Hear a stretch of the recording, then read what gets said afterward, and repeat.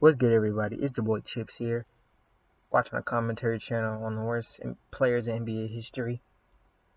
And now about you, I'm black, and I love basketball.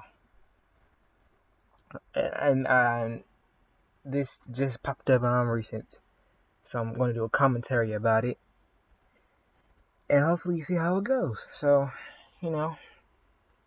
like and subscribe, please. If you enjoy it, if you don't, hey man, that's all good, bro. It's all good. So let's get this video started.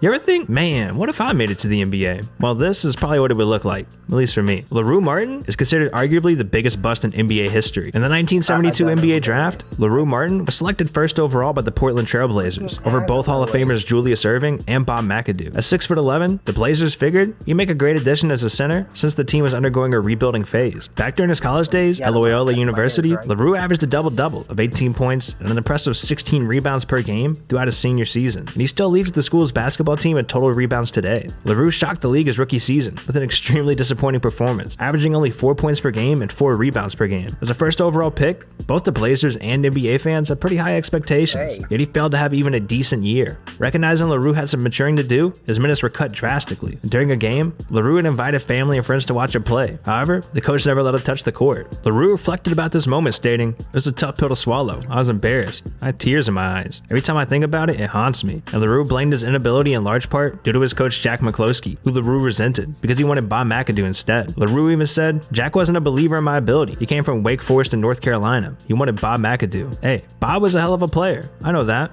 Maybe I wasn't the right guy for Jack, so be it. But I never gave him any grief when I was playing for him. I'm not into that. I just kept my mouth shut and did what I was told. Guess it wasn't good enough." Even with I'm just going to wing this. His cheeks, basically. How do you come from averaging a double-double in high school from getting that many points and that many rebounds in the NBA? Now, I understand. Yeah. NBA and high school is a big gap. Sure. But you should have practiced in your off-season, shawty. I mean, come on now. I probably can't be talking. I'm a freshman that made JV and averages 4, 2, and 1. But I'm still a freshman. Now that's not an excuse. Yeah, I should work harder, but come on now. You gotta be better than that. You gotta be better than that. That's basically all I'm saying. Let's continue this video. Crazy. Jack gone in the 1974-75 season, LaRue experienced only a slightly better season. He'd finish his NBA career that following year, only 4 seasons played as a professional basketball player. Using his bachelor's degree in sociology, he landed the job as a UPS executive, and reflects on his NBA days in shame, saying, "Being a #1 draft choice, getting that big 0 on your back, you're a marked man. My career was up and down. They called me the worst draft choice in the nation. That bothered me. But I had the opportunity to move on and get into the corporate world, and I moved on ever since." Kwame Brown being one of the most hyped up players coming into the NBA draft. Whoa, wait a minute. Look at his hair. It looks like burnt spaghetti. Oh my god, bro. Yo, you look ugly. You look like a crocodile. Career ended short due to him losing focus and just shutting down during games. While in high school, Kwame Brown was largely considered to be the best high school player in his class, where he had to compete against a young Tyson Chandler and Eddie Curry while at Glenn Academy. After leaving his senior year, he left the school with the all-time record in shots blocked and rebounds. During his senior year, he averaged 20 points per game, 13 rebounds, and 6 blocks per game. After playing in the 2001 McDonald's All-American game and graduating from high school, Kwame opted to not pursue any college offers and instead declared for the 2001 NBA draft. After working out with the Wizards before draft night, it is said that Kwame had told the Wizards head coach Doug Collins, "If you draft me, you'll never regret it." And the Wizards at the time were under the authority of Michael Jordan, who then decided to draft the young Kwame to the Wizards as their first overall pick in the 2001 draft. Kwame was drastically overhyped in his first season with the Wizards, where he'd only averaged 4 points per game during his rookie season. Despite this, Wizards officials refused to believe their first pick was a bust, and they trained Kwame hard to prepare him for his sophomore season. And while he did improve a bit throughout the next 2 seasons with the Wizards, it's clear he fell short of all expectations that Jordan and other Wizards officials had for him. During the 2005 2005-2006 season, Kwame was traded to the Lakers in search of more playtime, and the Lakers would give it to him. In the 2006-2007 season, when Phil Jackson decided to place him as the team's starting center, Kwame blew the opportunity. Shreddy was the center.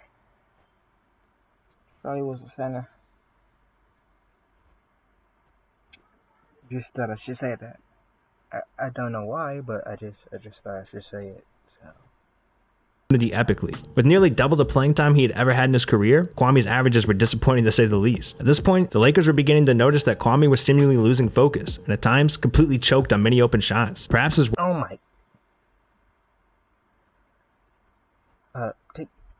beginning to notice that Kwame was seemingly losing focus, and at times completely choked on many open shots. Perhaps his worst game he had ever experienced was with 7 turnovers, which was more than his rebounds, and he'd even missed a wide open dunk. Following the game, Laker fans booed Kwame off the court, and after playing for the Lakers, Kwame fell into a spiral of trades to 6 different teams, where he consistently played worse for every year but one. Kwame eventually retired from the league with the 76ers, with his final averages at 1 point per game and 3 rebounds. Many speculate that while on the Wizards, Jordan was known to be very hard on Kwame. Because of this, likely affected his confidence and performance for the rest of his career. However, Kwame dismissed those rumors, stating, "I think it was just blown out of proportion. First of all, MJ is way too smart to do anything to me in front of people. I think it was just people who were around. They see him yelling at me or something and think, oh my god, look how he's treating the kid. People viewed me as a child, but I was fine." I also think the media played a role. Sometimes they won't even print the words that were actually said. Everybody wanted to interview me and do a negative story, because that was the popular thing to do. If I had something positive going on, they wouldn't write anything. With Javaris Crittenton going from being a true first-round pick to finding himself in a huge amount of trouble with authorities, his career in the NBA was cut very short.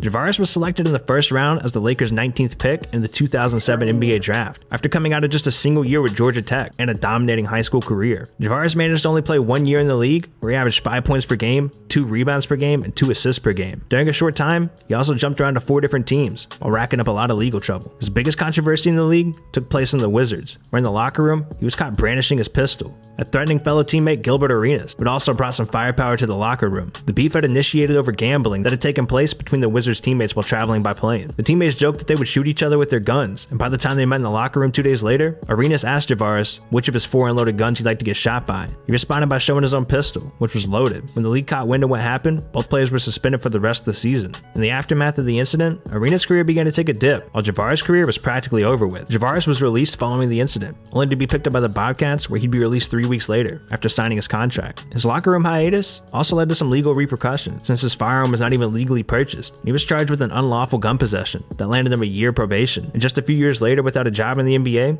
Javaris fell into further legal trouble after attempting a drive-by shooting on a man who robbed him. The drive-by was a total failure, and that he had shot and accidentally killed a mother of 4. In 2011, he faced manslaughter charges, which he pled guilty to, and in 2015, he was sentenced to 23 years in prison, where the rest of his basketball playing days would be limited to the 1 hour a day outside on the chain nets. With Sun Yue becoming the first Chinese-born player to win a championship ring, he did it while not even suiting up for the team, and he could barely secure a spot on any team that he played for. Sun Yue started his professional career out in China when he signed with the Chinese Basketball Association back in 2002 at just 17 years old. After playing a few years in China, he declared for the 2006 NBA draft, but withdrew, only to declare once again a year later.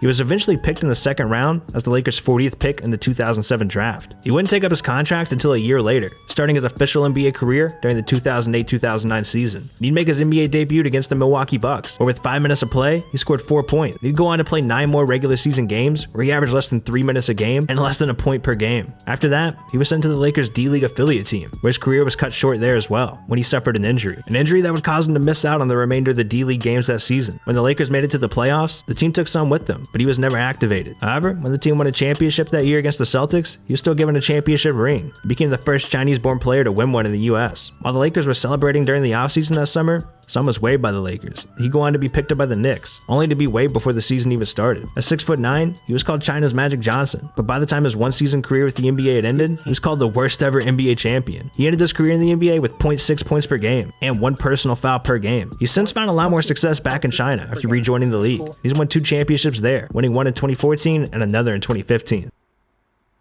Okay, that's the end of the video. Okay, what I learned today was if you make it in the NBA, you gotta work hard. That's the most dumbest thing. Okay. Let's redo that. What I learned. Hold up. Why am I saying this is learned? This is not the TLC channel.